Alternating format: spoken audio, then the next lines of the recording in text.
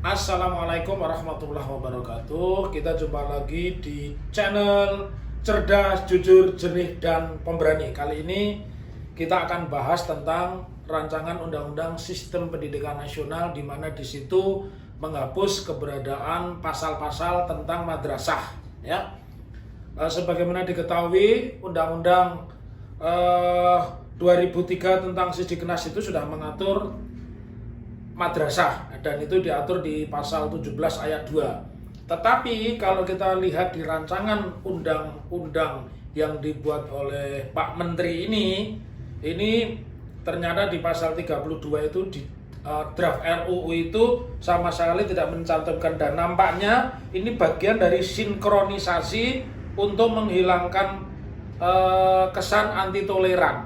Tapi itu tidak nyambung sama sekali, ya. Mas Menteri yang pernah hadir di acara pelantikan Rektor UI memakai jin, baju pendek, dan sepatu, tidak pakai kaos kaki. Ini nampaknya tidak punya background, tidak punya latar belakang, dan otomatis tidak punya visi tentang pendidikan, ya. Nah, jadinya aneh. Mas Menteri ini harus belajar lahirnya tokoh besar, dua tokoh besar, satu Kiai Haji Wahid Hasyim dan Kiai Haji Ahmad Dahlan. Mereka ini produk pesantren, dan hari ini sekolah-sekolah madrasah yang mereka kelola itu berkembang dengan pesat. Kemudian yang kedua, di masa pergerakan sampai dengan lahirnya Republik, sampai dengan berdirinya Orde Baru, peran madrasah ini diakui, karena itu dulu sebutannya bukan hari Minggu. Kalau kita menyebut, yang membedakan negeri dan madrasah itu adalah bahwa harinya hari Ahad, dan hari Jumat mereka libur, hari Ahad mereka sekolah. Karena itu menjadi sebuah pertanyaan besar, sebenarnya ada target apa sih Mas Menteri ini sehingga sampai begitu getol menghilangkan peran madrasah. Pertanyaan saya yang pertama, Mas Menteri ini paham nggak itu? Yang kedua, tentang sejarah madrasah di dalam konteks perjuangan Republik Indonesia ini, atau kita bahasa gagahnya NKRI. Kemudian yang kedua, Mas Menteri ini baca tidak siapa yang pertama kali mencerdaskan bangsa Indonesia ini, dan itu ada di dalam pembukaan Undang Dasar, kan?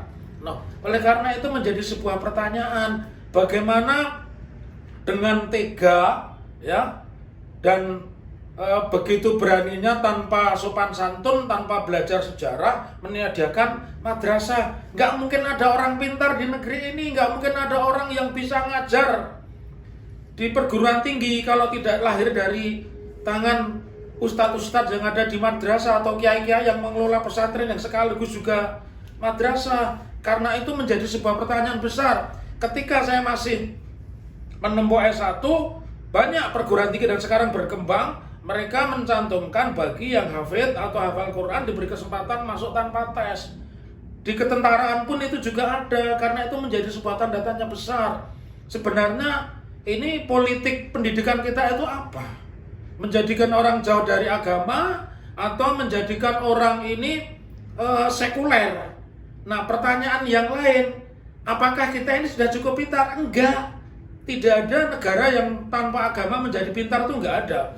Bahkan di beberapa tempat, ya, mereka itu menggunakan pendekatan agama sekarang. Bank-bank pun sekarang mencantumkan syariah kok. Jadi sebuah pertanyaan aneh, dan saya berharap sebagai warga negara, karena saya ayah dari 4 anak, yang 2 anak saya ini masih sekolah, yang satu menempuh pendidikan tinggi, yang satu kebetulan juga sekolah di madrasah.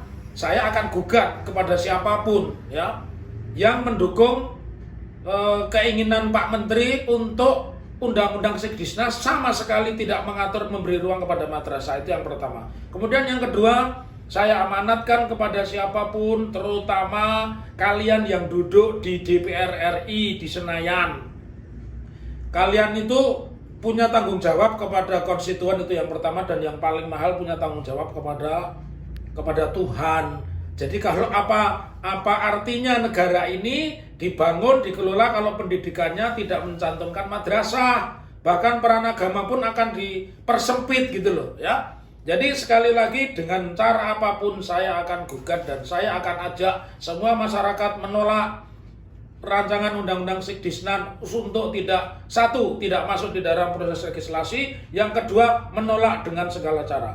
Semoga yang sedikit bermanfaat. Assalamualaikum warahmatullahi wabarakatuh. Tetaplah menjadi orang yang cerdas, jujur, jernih, dan pemberani.